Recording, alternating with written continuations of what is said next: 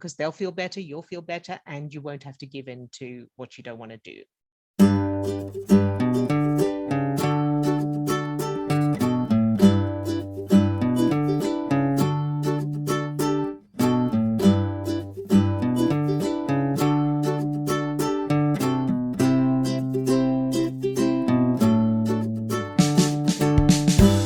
Okay, so basically, I think I have, like you say, you look for the next thing. So after passing second year, which was the most hurdle everyone says, they're like, you're most likely to be kicked out of med school at that point. And then from then on, you're going to staff. So I was like, great. Now I feel very relaxed and reassured that I will become a doctor. But now my next thing is, I feel like I have a clock ticking for the arranged marriage thing. And this is probably what was the, I don't have it, whatever. But I know that's not true because I have goals in life. Like next year, I'm going to Australia for a month because we can go anywhere in the world and do like 1 month away in a hospital. Like I haven't planned this yet, but this is my dream. Yeah. That is amazing. It is amazing. And then my first year as a doctor, it will work anywhere. Like they will just randomly allocate me, which is fine. And then I'll go to Australia again. So like this is obviously very exciting. And I'm very, very much looking forward to that, even though it's not planned. I don't care about the details, I just care about the feeling. But it's like, like if you don't end up with someone, you will end up sad and lonely, sad and unhappy because you'll be with, you'll be made to be with someone else. Like that still terrifies me to some extent. Okay. It's not fully clear yet. Yeah, so let's take a look at that. So has this topic of arranged marriage come up recently with your parents, or is this just you thinking about it, or have they mentioned it? No, but it's the same with them. Like they worry about the next thing.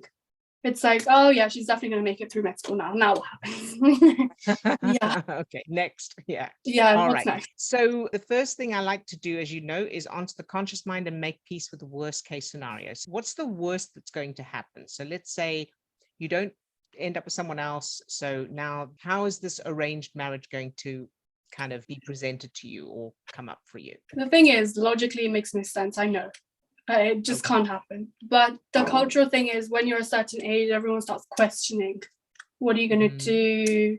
Or what are you doing? Da, da, da, da. It's like you have a career now. That's your foundation. Now what? Like now you need to get married and have kids. And obviously the reproductive age it's not very helpful. Like, after a certain age, it's just bad to have your kids will most likely, have some like genetic abnormalities. So that's what they keep saying. And that's what I'm scared about is that will happen in a few years. Okay. And I won't be able to handle it. Yeah. All right. So let's face this fear because we want to look under the bed and shine the torch and not just believe there's a monster under there. Let's take a good look at it, right? So from what I can make out, there's going to come a point when people are going to be pressuring you verbally. Is that right? Yes. Yeah. Okay. And so this is another great topic, whether people are dealing with the same arranged marriage or something else. When people are speaking to you, so they're asking you questions, or they're telling you should be doing something, or, so as long as it's not physical, obviously, as long as it's verbal, there's not a lot of threat there, other than, again, what's happening inside us. Yeah. As long as we're not physically being threatened, we can literally just go, what are they going to do? Yeah. So if they start pressuring you and saying, so what are you going to do, about getting married and that, you could just say, well, yeah, I haven't thought about it really. And then they'll say probably, oh, you really should start thinking about it. And you go, okay, thanks. Yeah. What's going to happen then? Okay, so the other thing is, which I didn't have before, is that with the whole, I don't know if you know about the whole junior doctor thing in the UK, like the pay is not good. Essentially, my point is I will not be financially independent for a while.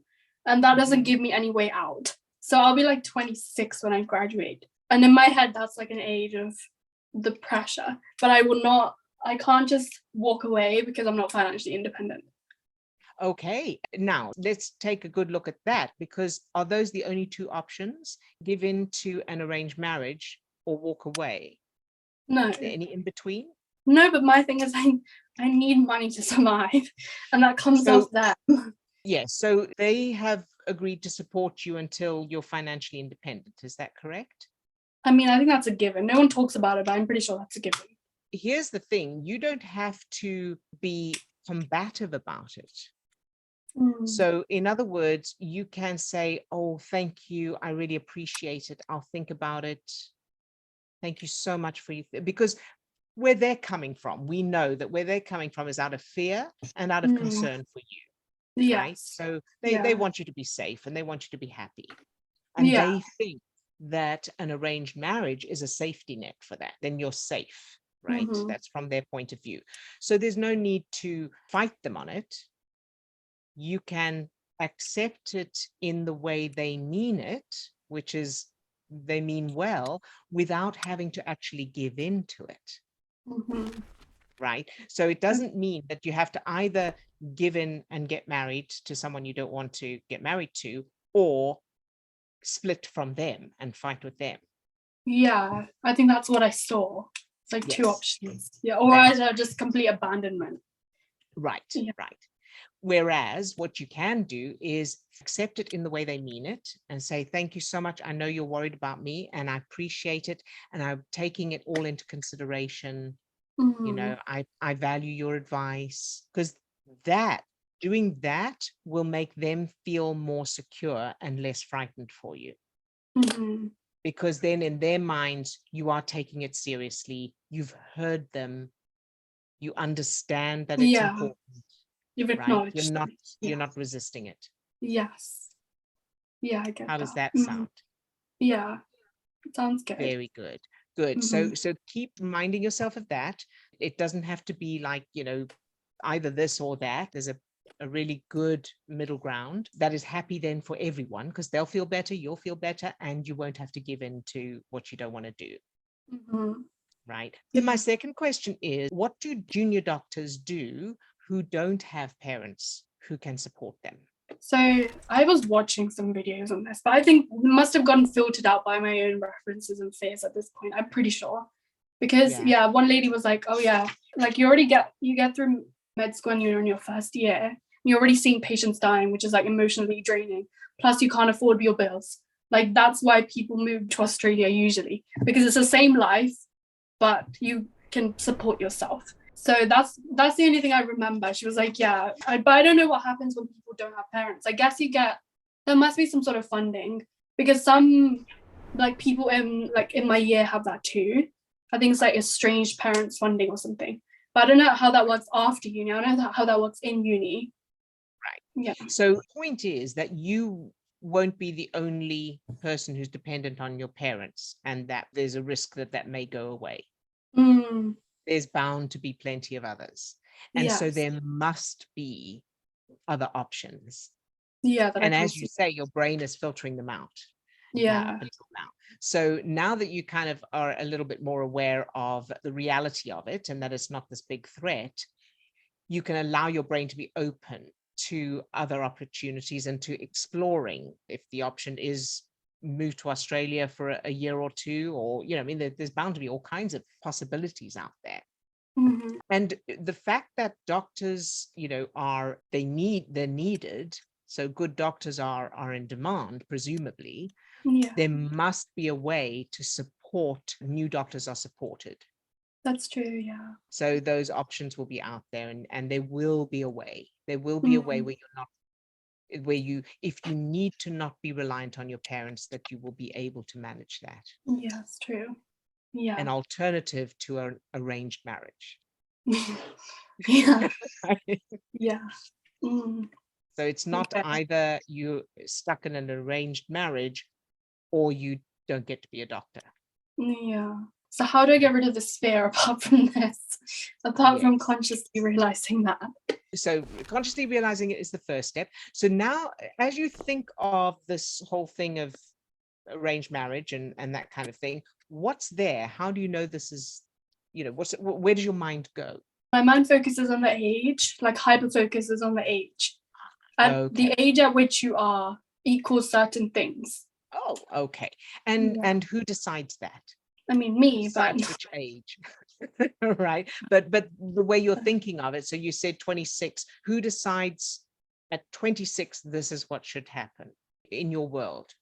I mean, me, but like, I think it's because my parents have the drilled dialogue of at 21 we were married, at 21 we were mature. all of that. Like, it's just so irritating because it's a very different world, but they haven't realized that, it's okay. It is okay. It is Yeah, actually okay, because them saying at 21 we did this and at that age we did that doesn't have to mean anything other than the meaning you give it, yeah. right? It can just be, oh, very good, well done, that's nice. Mm, Right? And it's only if they say, so why aren't you, or so you should, then yeah. you can answer that with, oh yeah, but of course it's a very different world and you weren't in medical school. I think this is the thing, whenever I did answer any of this, and even as a child, so this is probably the speech which needs changing. Even as a child, there was always some sort of comeback. It was like, but my dad was like, you're not the only one who's studying. Like, it's, you aren't the only person in the world who's studying and doing this and doing that or whatever. It was almost like my problems were minor or their problems were bigger, which I understand. When you're in that situation, your problems are the biggest. But it was the comeback. I was never like listened to and yeah, that's okay. It was always like, no, absolutely not. There you go. That's where it is.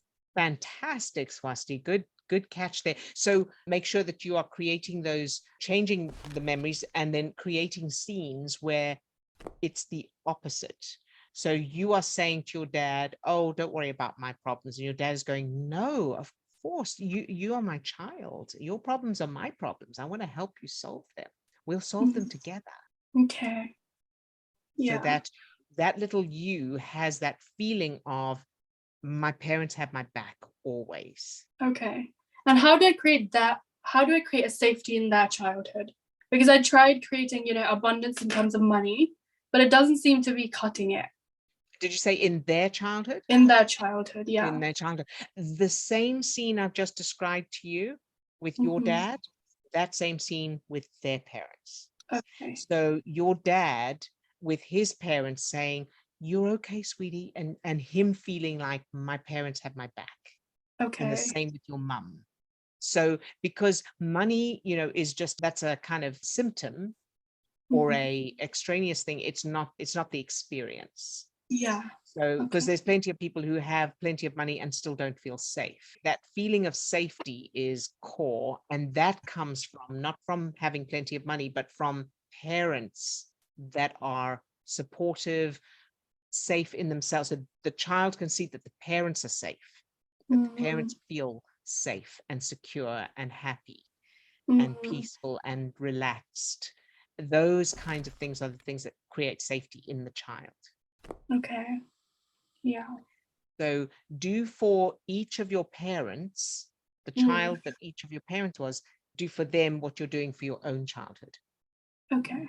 That makes sense? Yeah, that makes sense. But how do I amp this up? Like, how do I amp up this feeling of support? Of support? Yes. So let's pretend for a moment that you had the perfect parents and they had the perfect parents. So you come from a long line of perfect family. Everything's perfect. Yeah. How would you know that it was perfect?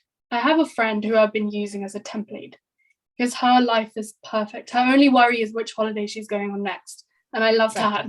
I love that. So I'm like, I want to use that. So her family's perfect because she has no issues ever. There you go. So now as you imagine her family and you kind of drill down to the details, go into the details of it. It doesn't need to be real, of course. It could be whatever you think the details would be. And as you do that, allow yourself to pretend that it's real for you. And that's how you amp up the feelings. Okay. Because as you drill down to a particular detail, so what I mean by that is, let's say she's sitting on the sofa with her parents watching something on television. What is that like? What does it look like? What does it feel like? What are their expressions? What are they watching maybe? What are the sounds? What are the textures? And as you do that, of course, those connections between neurons of every detail that you notice are producing those feel-good chemicals, which will amp up those good feelings. And the more you do that, the higher the level of those feel-good chemicals. And then, of course, put the little you in her place. Okay. and put your parents in the place of her parents. So you keep everything else, all the details, keep the feeling, the atmosphere, the joy, the expressions, everything else, and just replace them with your family. Okay. How does that sound? That sounds good. Yeah, it's almost like I need like a tangible thing to do. So that makes sense. Like answering those questions as I'm creating the memories helps like make it stronger. Right. Yes, exactly. Yeah. For everybody else as well. That's why with the good memories, with the new memories, the positive memories, do want to go into details to create those chemicals, those feel-good chemicals. You don't have to, but that is a place where you can, if you want to amp up the feelings, go into the details. And it's the reason we do not want to do the same with the negative ones. We don't want to focus on any details of the negative memories, because the same thing happens. Connection between neurons produces the chemicals. So yeah, so just to clarify that for everybody else as well. So how do you feel now, Swasti? I feel so light. Like you feel, yeah, it's like a breath of fresh air. Yeah. And when you think of the concept of arranged marriage, how do you feel? I feel more free because I have like another friend who is very much like, she was talking about this yesterday. She goes, I don't want anything long term ever. And I was like, whoa. And I was like, that's perfect. Like I do, but not, I don't want it in terms of by a particular age. Like I don't want a timeline. And I was like, you're very free. It's nice. Yeah, because there are certain things, you're probably unlikely to be able to have children at 70 years old, right? Yeah. But there's a lot of leeway. I only had my son when I was 31. Yeah. So 26, you still got a way to go, even after you graduate. Yeah. And it's all, individuals, and of course you're going to be a doctor, so you'll know better than anybody the biology of it, right? What's possible and what's not. And knowing that you have control over your decisions and you're not at the mercy of anything outside of you. If you get to 26 or 27 or 28 or 30 and you think, oh, I really want to have children now, then you will find a way. You're with someone, great. If you're not, there are all kinds of options. Yeah. And there are options that probably nobody knows of yet. Yeah, that's true. Yeah. But if you are closing yourself in thinking this is the only option there is, there's this or this, then you won't be open to anything else anyway. Yeah, it's so weird because it's like, I don't want anyone right now, but my mind is constantly like, you need someone. It's almost like it's the protection thing. It's like, if you don't want this, you need to find someone yourself. And I was like, yeah, absolutely not. Yeah, I'm not interested right now. And I would also go to, what if you decide you're not going to get married? Yeah, I was thinking that too. Yeah. That's also okay. So give yourself permission to do whatever feels good. Doesn't matter what you're supposed to do. Yeah, not what you're supposed to. Because it's all safe, unless you are going to be physically kidnapped and forced to marry, then everything else is, you can deal with it. Yeah, exactly. Okay. All right. Yeah. Good job. Good job. I'm so liberating. Yeah. Thank you. So glad to hear that, sweetheart. Good job. Thank you so much. You're very, very welcome. Thank you. Thank you so much for sharing. And to everybody else, let me know if you have any questions, you need clarification on anything. And of course, see information and the links in the description of this video for future reference. All right, everyone. Thank you so much. And I will see you next time. Lots of love. Bye-bye.